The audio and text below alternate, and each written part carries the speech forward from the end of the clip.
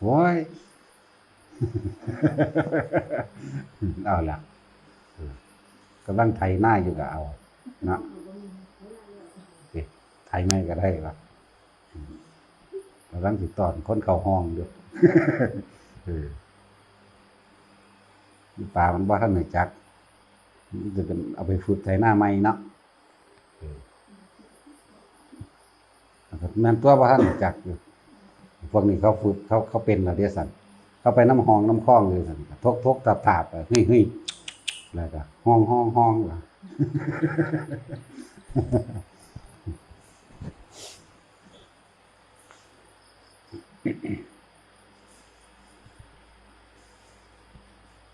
ยายเกียว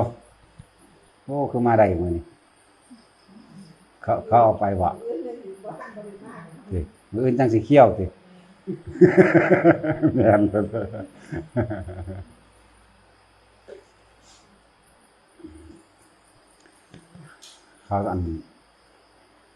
เขาถามจากวิธีฟอกธาตุฟอกขันธ์ว่าซั่นบ่อุ้ยคือคักแต่ว่าเนาะมันเป็นจังไดวะก็ไปซื้อผงซักฟอกก็ที่มาฟอกมาซักเอาที่เนาะวิธีฟอกธาตุฟอกขันธ์ว่าซั่นอยากรู้จักฟอกธาตุฟอกขันธ์นั่นเป็นศัพท์สำเนียงซื่อในเป็นลีลาของการสอนเพิ่นแต่จะเฮ็ดได้อีหลีต้อง คำว่าโยนิโสมนสิการต้องเข้าใจมันการตรึกหรือว่าการนึกตึกตองเอาไว้ในใจอย่างแยบคายนะปฏิเสธว่าภาษาเฮามันง่ายๆใส่ความนึกคิดจินตนาการในการเห็นนั่นเองเห็นอย่างเห็นภาพฟังดีๆแล้วผู้อยากได้วิธีฟอกธาตุฟอกขันธ์นั่นน่ะเว้าศัพท์เบ้ยภาษาบาลีเพิ่นว่าโยนิโสมนสิการการนึกตึกตองเอาไว้ในใจอย่างแยบคายบัดนี้เฮาเว้าเอาภาษาเฮามันเข้าใจง่ายซะว่าการใส่ความคิดเห็นการนึกเห็นนึกคิดจินตนาการในการเห็นอย่างเช่นว่าเกศาผมโลมาขนหน้าขาเล็บทันตาฟันตะจูหนังมังสันเนื้อนะหาดูเอ็นอธิกระดูกอธิมันชังเยอะในกระดูกว่ากังม้ามหัตถยังหัวใจเนี่ยต้องใส่ความนึกเห็นว่าผมทั้งหลายนี่กองไว้ผมนี่เฮานึกเห็นผมที่มันกองที่มันเป็นกองผมขนเล็บฟันหนังเอาไปกองร่วมกันไว้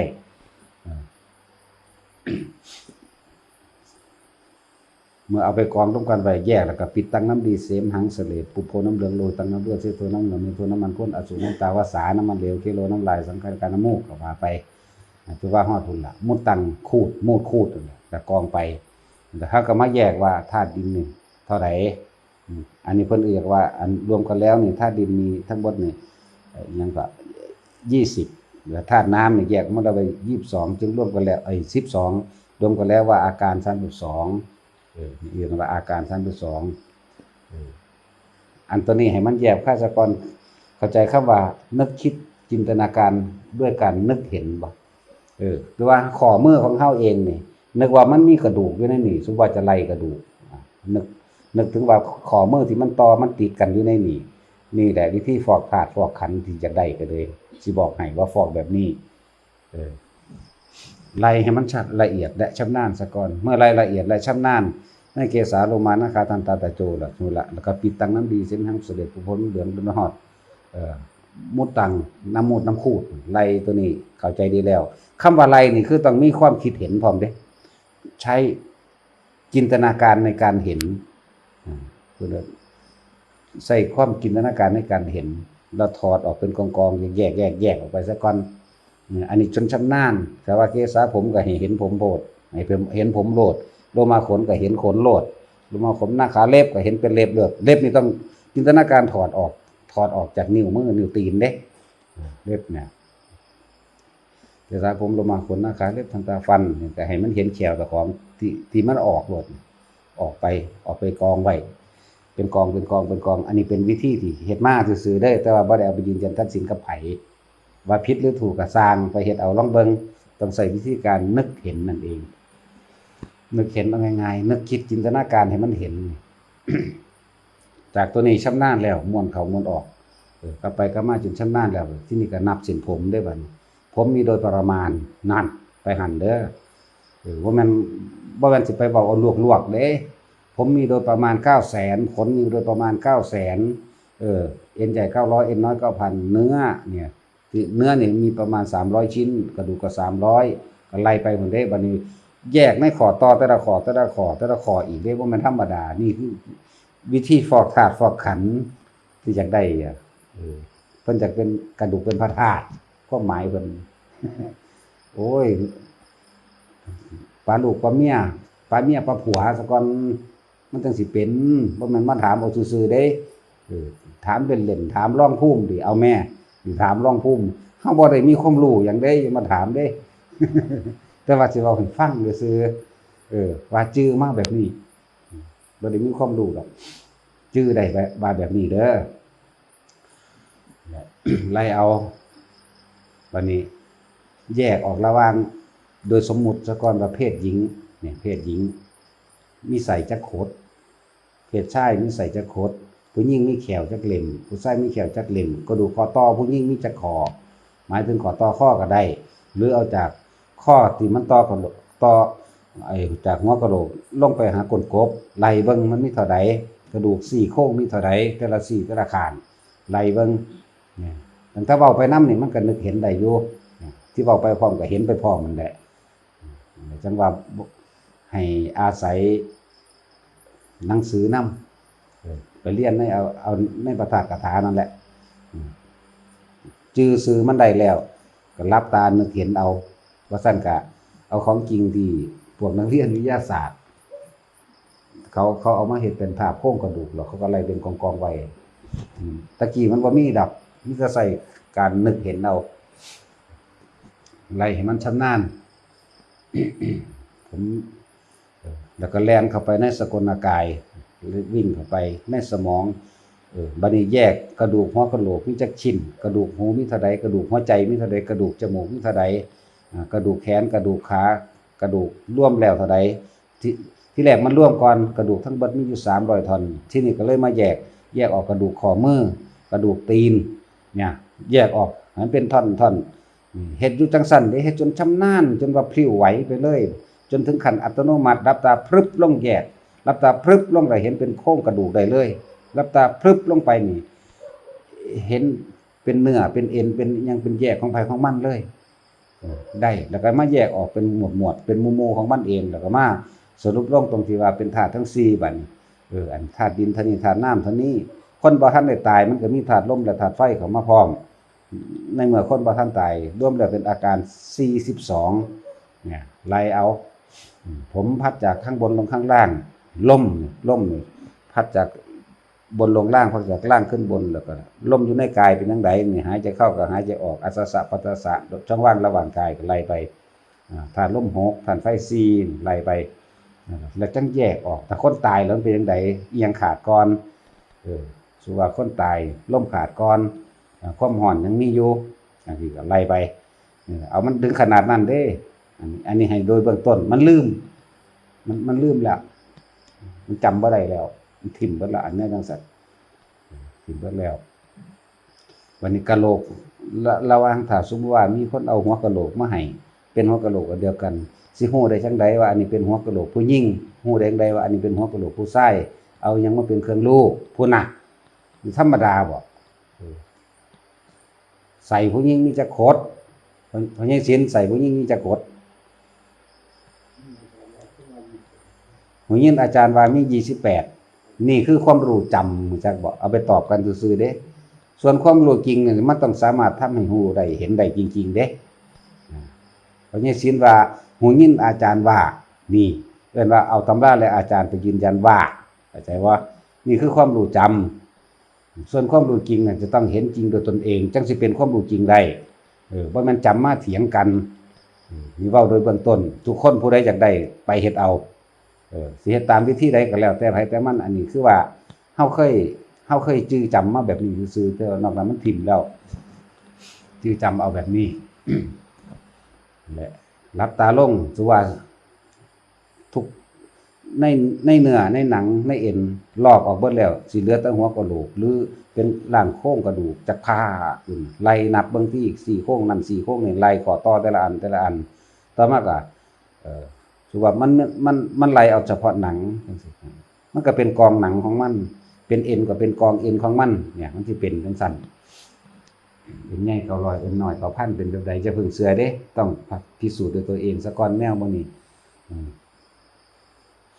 ทำให้บ่อยทำให้มากทำให้ชินเดี๋ยวมันก็รู้เองแหละว่ามันสิแยกออกไปจังไดจนถึงขั้นว่ามันเป็นเองนั่นไปหั่นแหละอย่าจังว่าบ่แม่นของยากแล้วก็บ่แม่นของง่ายดอกครับทุกคนใส่ใจมีสติเบิ่งกูสิกำหนดกูสิระลึกนึกถึงสิ่ง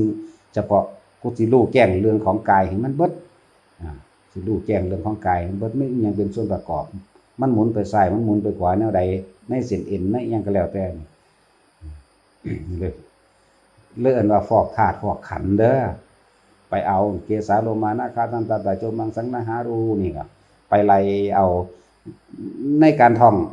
องจำมันจังซี่ก็ขอให้เห็นภาพพร้อมเกสาผมโลมาขนนาขาเล็บทันตาฟันตาโจหนังมังสังเนื้อนะหารูเอ็นอธิกระดูกอธิมินชังเยอะในกระดูกว่ากังม้ามหาจังหัวใจยักกนังตาปิโลมะกังบางถูเดียวกันไตภาษาสังปอดเนี่ยอันตังไส้ใหญ่อันตะกุนังไส้น้อยไล่ไปนี่คือต้องเห็นภาพพร้อมเด้นี่เข้าใจบ่ไล่เห็นภาพเด้นี่บ่แม่นมาคิดเอาเดี๋ยวนี้เด้มันเฮ็ดมาพอแห้งแล้วเด้ย้อนหลังขึ้นไปมันอยาก20 ปีแล้วบางอันถิ่มแนวมื้อนี้จักว่าล่ะย้อนหลังไปนี่ให้มันเป็นภาพพร้อมเป็นภาพในขณะที่เฮานี่เอิ้นว่าโยนิโสมนสิการอย่างแยบคายมีภาษาบาลีภาษาเฮาว่านึกคิดจินตนาการเห็นเอาแล้วก็แยกออกเป็นชิ้นส่วนของไผของมันแบบนี้แบบปิดตังน้ำดีเพราะว่าเฮาปิดตังน้ำดีมันก็สิเป็นพ่วงติดกันอยู่กับตับนี่แหละสิเป็นพ่วงติดกันอยู่กับตับมันสิซ่อนกันอยู่แบบนี้ก่อนเท่านี้มันจักว่าปิดตังน้ำดีเสียนหังเสลดโพน้ำเหลืองโลหิตตังน้ำเลือดสิตัวน้ำเหลืองมีตัวน้ำมันข้นอสุน้ำตาวาสาน้ำมันเหลวเนี่ยเคโลน้ำลายสินค้าในการน้ำมูกมุดตันน้ำมูดเหี่ยวนั่นแหละจักว่าละมูดเพราะนั้นสินเจ้ากับพาอีฮิปโปเบิ่งเอาก็ได้ตัวจะอยากจักมันมีเท่าใดทอดปุ้งใหญ่คักปานนี้พามันเบิ่งโลด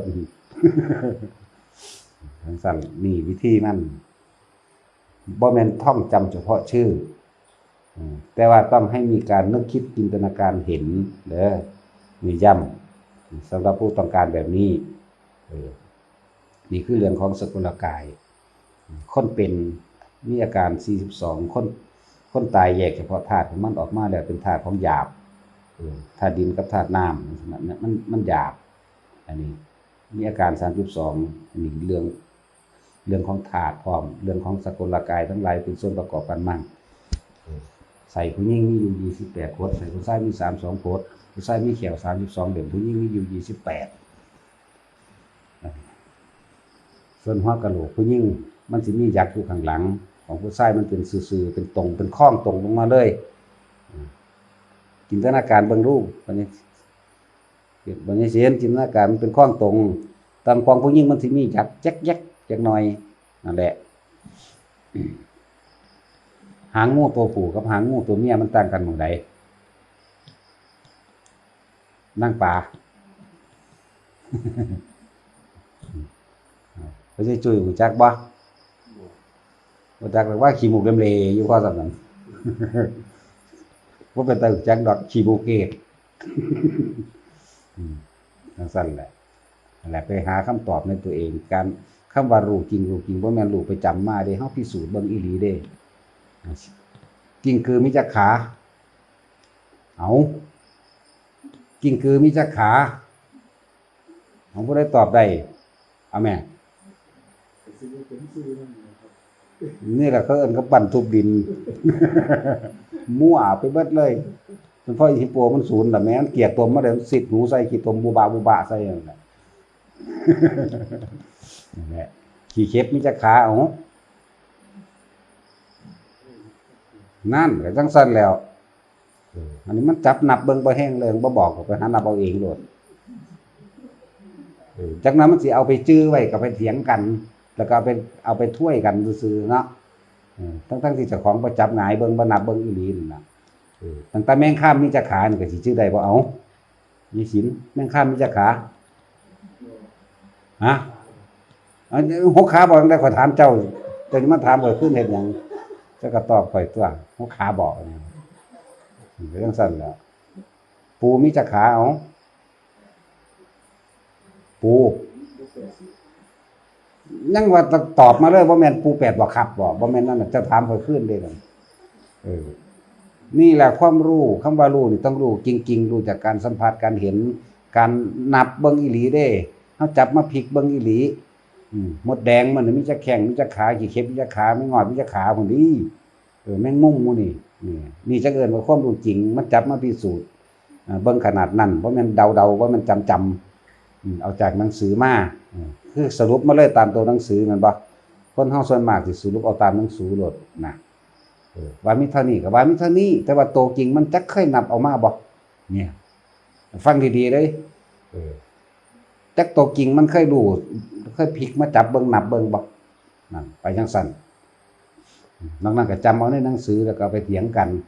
แล้วก็ยอมรับกันในหนังสือนั่นแหละนี่ความรู้จริงกับความรู้จำมันต่างกันเด้อความรู้จริงมันเห็นเป็นโตมาโอ้ขามันงอๆแง่งๆแบบนี้ขาแม่งข้ามมันเป็นแบบนี้ถ้ามันจับคนมันหยุมมันเจ็บแบบนี้มันหูจักแม่นบ่ล่ะพวกอ่านในหนังสือบ่ได้จักซ้ำขามันมีรูปลักษณะแบบใดมันจับเฮาน่ะพวกเฮาสิบาดเลิ่นอยู่บ่ดึงออกเลยได้อยู่บ่เนี่ยนี่คือคนที่มีความรู้จริงกันว่ามันได้ขนาดนั้นส่วนคนรู้จำว่าโอ้ยมี8ขาน่ะจักโตมันสิเป็นจังไดเนาะจังซั่นแล้ว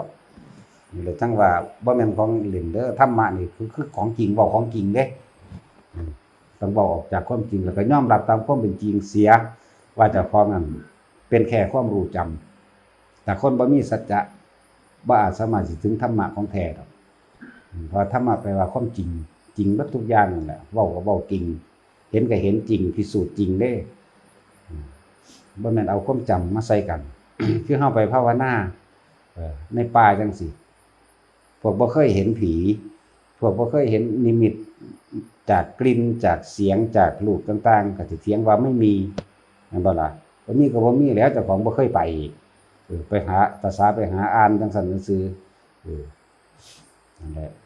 ความรู้จริงกับความรู้จำมันจึงต่างกันหลายขนาดอธิบายเรื่องโลกนี่ก็คิดเอาโลดน่ะคือเรื่องแม่งข้ามคือเรื่องอีปูคือเรื่องจีเชฟคือเรื่องของไอ้กิ้งกือน่ะมีจักขานี่เอาแม่นะบ่ล่ะมีจักขาเอาบ่ทันมีผู้ใดตอบได้อยู่นี่แล้วผู้ใดเฒ่าก็โง่อย่าบ่ใส่นั่นน่ะเห็นว่าน่ะใกล้ตายแล้วยังบ่ฮู้จักอยู่แค่ตัวว่าตายถิ่มซื่อๆทั้งสั้นแหละพูดถึงเรื่องของกายบัดนี้ให้ไล่แบบนี้แหละต้องใช้การนึกคิดจินตนาการเห็นเอาเนี่ยจินตนาการให้มันเห็นเอาเส้นเลือดเท่าไหร่หัวใจมีจักห่องสูบฉีดเลือดไปใส่พุ่นนี่มันธรรมดาด้วยแล้วก็แยกให้มันเป็นในสุดของกายแล้วก็แยกเป็นธาตุทั้ง4ออกมาได้อันนี้เป็นดินอันนั้นเป็นน้ำอันนี้เป็นลมอันนี้เป็นไฟมันบ่เป็นสัตว์มันบ่เป็นคนเด็บสักแต่ว่าธาตุประชุมกันเข้านั่นไล่ขึ้นไปฮอดกำเนิดเกิดชาติมันก็ได้ตามธรรมดาธาตุสัมภวะของบิดาและมารดาผสมกันเข้าแล้ว1 เดือนกับ4-5 วันหัว1แขน2ขา2จะเกิดซองหัวใจขึ้นมา1 เดือนกับ15 วันเต็มจึงจะมีช่องให้จุติจิตได้เนี่ยไล่ไปผลเป็นออกมาเป็นจังซั่นไล่ออกมาเบิ่งที่กับอวิชชาปัญญาสังขาราปัจจยาวิญญาณังไล่ไปที่ไล่ออกมาเบิดอันนี้มันเป็นภาษาบาลีอวิชชาเป็นหยังก็ไล่เอาอันนั้นมันเป็นของละเอียดเป็นของต้องอธิบายละเอียดเดี๋ยวจังฟังพวกอยู่นี่ยังฟังเอาเนาะใจหน่อยพอสิฟังรู้เรื่องอยู่พวกนั้นบ่รู้เรื่องหยังดอกจอบถ้าแต่ศูนย์อย่างเดียวจอบถ้าแต่เครียดเนาะยังเป็นเฮ็ดผิดใจซ้ำนี่เด้เนาะมันเป็นเครื่องอยู่เด้นี่ของเรานี่เป็นเครื่องอยู่เป็นเครื่องเด่นเป็นของพักจิตของภาริยะโยคาวจราจรทั้งหลายของอันเรานี่ที่ว่าเกสาโลมานะคาตันตาตะโจนี่ของพวกนี้เป็นเครื่องอยู่เด้ออยู่ในหมวดของกองกรรมฐานทั้งเบิดเป็นเครื่องทำความสงบจิตของเรานี่น่ะถ้าเฮาไปคิดออกทั้งนอกคือเรื่องผู้นั้นเรื่องผู้นี้ล่ะอีกเรื่องนึงแล้วถ้าเฮาอยู่ทั้งในสกุลกายอันนี้แล่นเข้าไปเบิ่งตู้ตามเยื่อในกระดูกเนี่ยมันก็เห็นอีหลีนั่นแหละมันเห็นไปเบิดนี่มันเป็นข้อต่อของมันแบบนี้ข้อต่อตัวนี้ขึ้นมานี่เป็นข้อต่อแบบนี้เนี่ยมันเป็นล็อกของมันแบบนี้นี่มันก็เป็นล็อกมันบัดนี้เฮาเจาะเข้าไปในเยื่อในกระดูกเบิ่งเข้าไปมันเป็นหู้เป็นพรุ่นเป็นแบบใดมันหู้ถ้าเฮาเล่นอยู่ในนี่ตลอดเล่นเอาจนขิ้นนั่นคือนี่เรื่องของกาย อ่ะมันก็อยู่ในสติปัฏฐาน4คือเก่านั่นแหละกายเวทนาเป็นไดในความรู้สึกเวทนาจิตธรรมรวมแล้วก็อันเดียวกันเบิดนั่นล่ะที่พูดถึงทั้งเบิดนี่เป็นอันเดียวกันเบิดนี่เนี่ยนั่นสำหรับบุคคลที่ว่าจะฟอกธาตุฟอกแบบใดอยากให้เจ้าของเป็นอันเป็นพระธาตุหมายถึงกระดูกเป็นพระธาตุนั่นใดก็เฮ็ดแบบนี้แหละเฮ็ดเอาเมืองไทยเฮ็ดให้ไผได้เฮ็ดแบบนี้อย่างที่อธิบายมานั่นน่ะหมุนเล่นเฮ็ดไปเฮ็ดมาอยู่หั่นนั่นแหละหลังจากมันสามารถจนว่ามันเกิดความเบื่อหน่ายคลายกำหนัดรู้ซึ่งรู้แจ้งรู้จริงยอมรับเบิดแล้วเรื่องของกายว่ากายนี่เป็นแค่ว่าเป็นธาตุทั้ง4มาประชุมกันเข้ากายนี่บ่อาจสามารถอยู่ในบังคับของใจเฮาได้จนว่ามันเกิดความเบื่อหน่ายเมื่อความเบื่อหน่ายแล้วมันก็คลายกำหนัดคลายความใคร่คลายความยึดมั่นถือมั่นในกายคลายกำหนัดนั่นน่ะคลายออกคลายนี่คือความรู้สึกคลายออกคือมันลงโตเต็มที่แล้วก็เกิดความบ่ได้ย่านตายเพราะสิ่งเหล่านี้เกิดเท่าใดก็ตายเท่านั้นดับอยู่แล้วมันก็เลยเกิดความบ่มีความรู้สึกในความหวาดหวั่นคันคามในความตายเพราะว่ามันเห็นไปแล้วมันเป็นสิว่าสักแต่ว่าธาตุก็ได้สิเกิดขึ้นแล้วก็ดับไปก็ได้แล้วแต่สิคิดไปมันลงโตมันลงใจมันบ่สงสัยมันหายเบิดแล้วในเรื่องของว่าบ่อาจสามารถสิควบคุมได้ไปตามอำนาจใจของเฮาเองไปจังซั่นนี่คือแล่เล่นอยู่ในสกลกายเลยมันก็เป็นกายอันนึงอยู่แล้วลมก็เป็นกายอันนึงคนบ่ตายไฟธาตุไฟก็เป็นกายอันนึงมันบ่ให้เห็นแต่มันก็อยู่ในความรู้สึกนั่นแหละมันบ่เห็นเลยลมก็คือมันบ่เห็นมันก็อยู่ในนี่สิ่งเหล่านั้นมันเห็นอยู่ดินกับน้ำนั่นกับปาดเลือดออกมาดิว่าซั่นก็ขี้มูกสั่งออกมาเบิ่งเนาะก็น้ำธาตุน้ำตัวอันนั้นไปเลยจังซั่นปิตังน้ำดีสิมังสลิดเนี่ยก็น้ำตัวนั้นธาตุน้ำตัวนั้นโพน้ำเหลืองเวลาเจ้าของอันเป็นบาดเป็นแผลมามันก็เห็นนั่นตัวน้ำเหลืองนั่นติดอยู่ในบาดในแผลของเฮาเองนั่นแหละใส่วิธีนี้เอา ทำให้มากทำให้บ่อยเดี๋ยวมันก็ชินเดี๋ยวมันก็รู้แกงได้หันเองหลังจากกายของเฮามันคือมันลงโตคักแล้วว่าบ่อยู่ในอำนาจใจของเฮาเกิดขึ้นตั้งอยู่ดับไปแบบใดมันคือตัดกายเอิ้นว่าตัดกายมันตัดกายออกแล้ว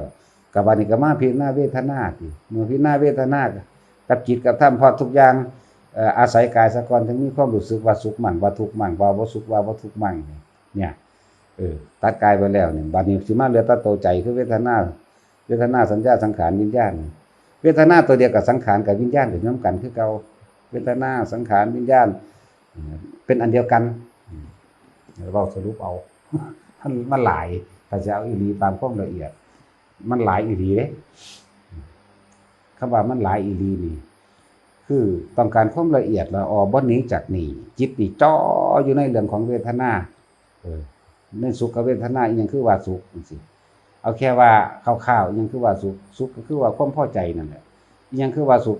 ก็บ่พอใจนั่นแหละอีหยังคือว่าบ่สุขบ่ทุกข์คำว่าว่างเฉยนี่บ่ทันได้มีอารมณ์กระทบซื่อๆเด้มันเป็นอุเบกขาอยู่มันบ่ทันได้เป็นอุเปกขาอุเปกะจากว่าอุเปกะเป็นใดคำว่าปล่อยปละละเลยคือกูบ่สนกูเฉยก็เอาเข้ามาในคำว่าอุเบกขาแต่ว่าอุเปกขานี่ปอเอกอเปกขานี่สิ่งที่อุบัติขึ้นแล้วเด้อันนี้อุปฏิแปลว่าอุบัติขึ้นเปกขาคือบ่เข้าไปสุดตรงทั้งสองส่วนนั่นเองอันนี้คือเป็นเครื่องประกอบไปด้วยปัญญาแล้วอันนี้พวกเฮาสิเข้าใจว่าอุเบกขากับอุเปกขาดิปอปลากับบอใบไม้เนี่ยเข้าใจว่าไงสิบ่เข้าใจวันใดล่ะมันเป็นงงๆเนาะ งงแล้วก็เอาเรื่องไม้ใส่กายตัดกายถ้ามันเบื่อหน่ายคลายกำหนัดออกแล้วมันเป็นยังเวทนาสัญญาเวทนาจิตแล้วก็ธรรมนี่เพิ่นตีรวบไว้เพิ่นเว้าซ้ำนี่บ่แม่นของหน่อยเด้ถ้าจะเอาตามละเอียดแล้วแต่เวทนากับสัญญากับสังขารกับวิญญาณก็อยู่ในเวทนานี่แหละอยู่ในอันเดียวกันอีกผู้ใดเป็นผู้แยกก็จิตนั่นแหละเป็นผู้สร้างสมเป็นผู้แยกเป็นก็ร่วมอยู่ในนี่อีกคือเก่านี่คำว่าธรรมนี่จังมาแยกต่างหากกายเวทนาจิตคำว่าธรรมนี่เฮาสิรู้แจ้งเห็นจริงตามความเป็นจริงขนาดใดต่างหากล่ะ ำว่าธรรมมีอีกแค่นัยยะหนึ่งเด้อบ่ได้เหมารวมทั้งเบิดบางอย่างก็บ่ได้มีในตำราหรอกมันก็นอกตำรานอกเพราะว่าประสบการณ์ของเฮาเองบ่แม่นว่าเฮาสิเว้าแต่ตามราอย่างเดียวตำราเพิ่นให้นัยยะ1 2นัยยะประมาณนั้นนอกตำรานั่นคือปัญญาของเฮาจะต้องหาความรอบรู้รอบคอบจนว่ามันเบื่อหน่ายคลายกำหนัดของออกได้เด้อันเรื่องจังซี่บ่แม่นธรรมดาอันนี้ความละเอียดละออทั้งหลายนี่แหละถ้าเฮาเพ่งพินิจอยู่จังซี่อยู่ตลอดมันสิไปไสที่เขาเจ้าว่าเคร่งถ้าผู้ใดตั้งใจจดจ่ออยู่ในกายเวทนาจิตธรรมนี่อย่างเร็วสุดก็คือว่า7มื้อบ่เกิน7มื้อบ่อยู่ใน7มื้อเลยอย่างกลาง7เดือนอย่างช้าปัญญาอ่อน7ปีเพ่งพินิจอยู่ในตัวเดียวนี่ล่ะกายเวทนาจิตธรรมหมุนไปหมุนมาในนี่บ่ไปใส่หมายถึงว่าความคิดจิตและโยนิโสมนสิการของเฮาเองบ่ออกจากกายเลยนี่บ่พอมือหรอกตัดกายได้นี่ตัดออกบ่แม่นตัดด้วยคำเว้าเด้ความรู้สึกนี่เบื่อหน่ายคลายกำหนัด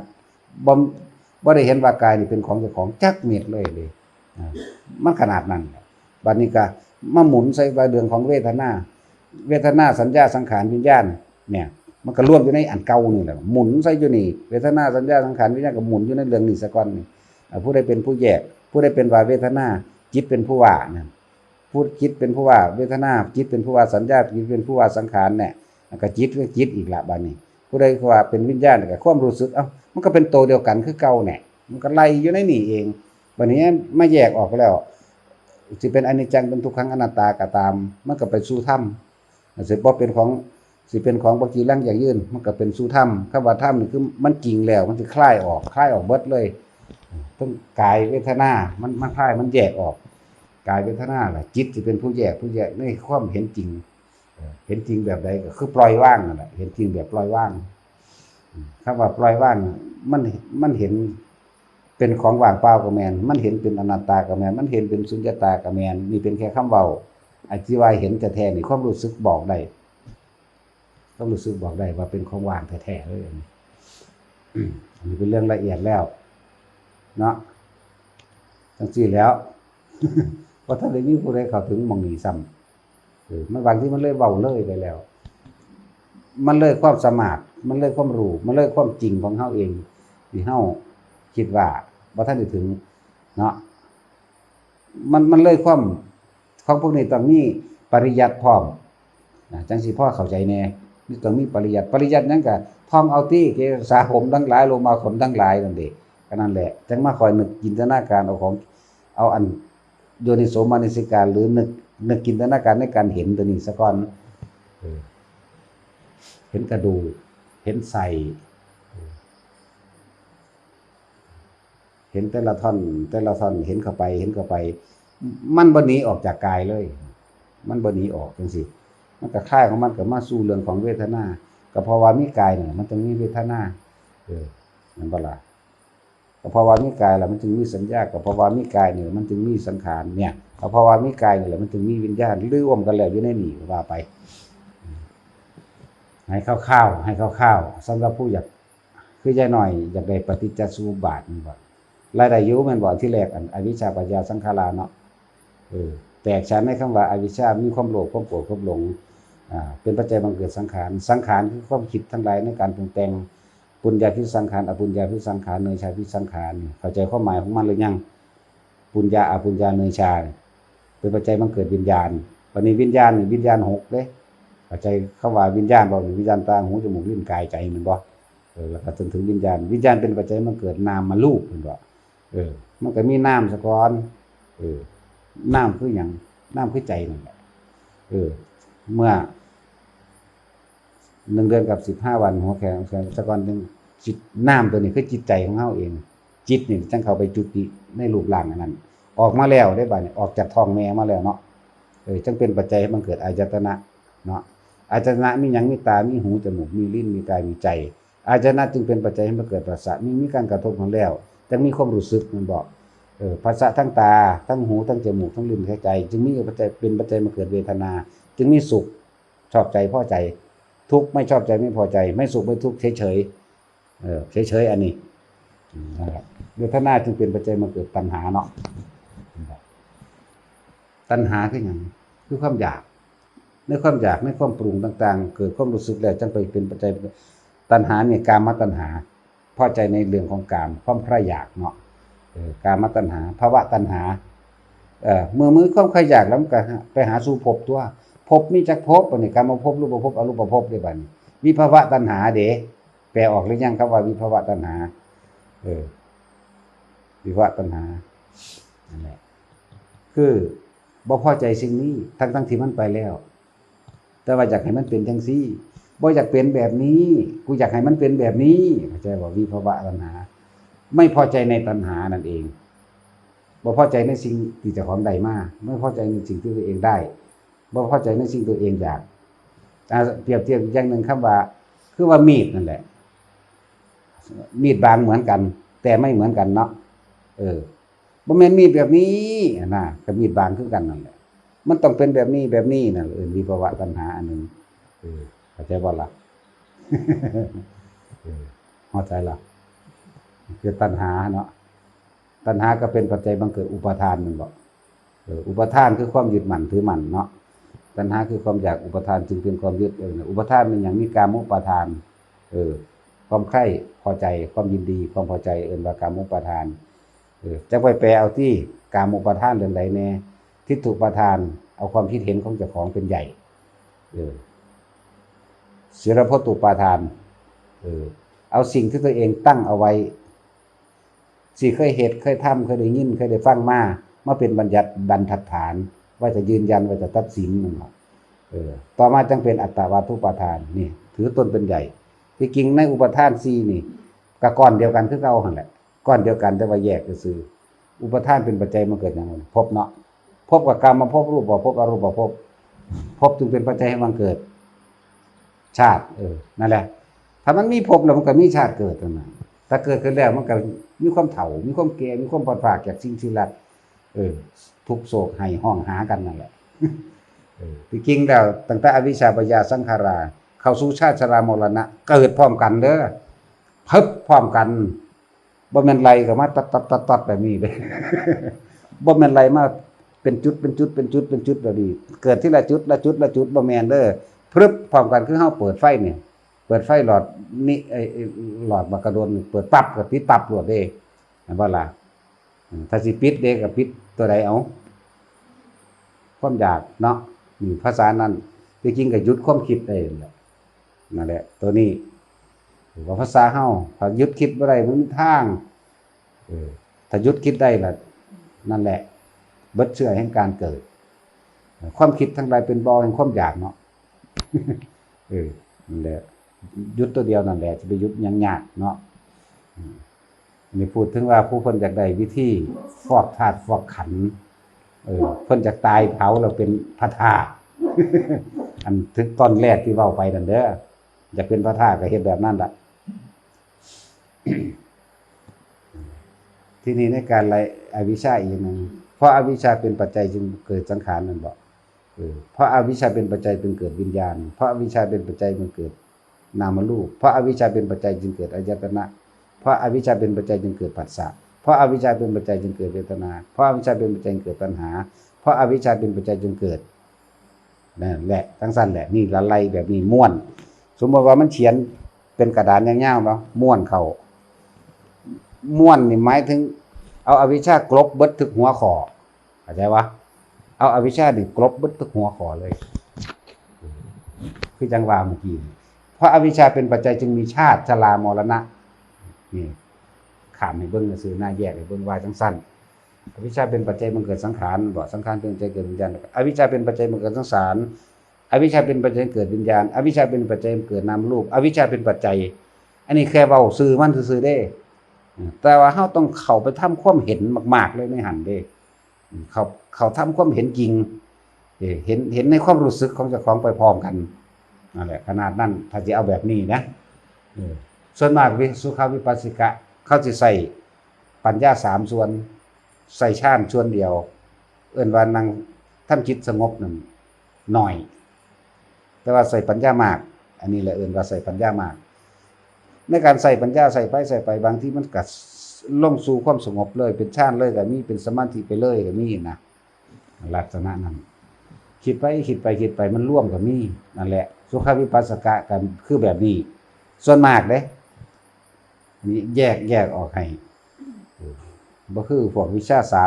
3ใส่2อันอภิญญาก็ต่างหากปฏิสัมภิทาเดี๋ยวมันได้อภิญญาซะก่อนยังเว้ากันอันนั้นเฮาก็บ่เป็นจักอย่างคือว่าแล้วมันก็เว้าเป็นทั่วทีนั่นแหละใช่ละอันผู้เพิ่นอยู่อุดรมันเข้าใจอยู่บ่เข้าใจอยู่เนาะข้อยคือบ่เข้าใจว่ะอันซั่นแหละเอาสมาทานซะ